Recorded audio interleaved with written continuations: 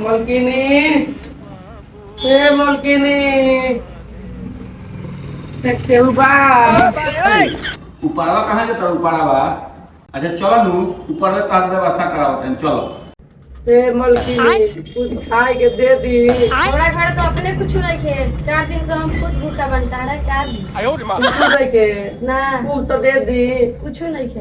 अच्छा जा किचन में देखा कुछ होई तो ले लीहा। ठीक बा मलकिनी।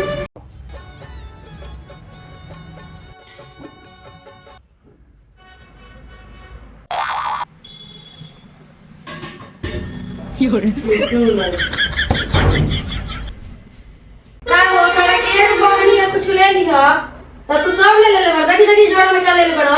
अरे कुछ देख ले मलकिनी। होई हाथ ना सामान बाप रे बाप ये बाबूराव का स्टाइल है तू ले। थोड़े तो मांग के लिए नहीं हो। खाइला ले जा अपन खोइला। आवेलन औकात में भीख मांगा कहीं का कहीं ढूक जाए के बा।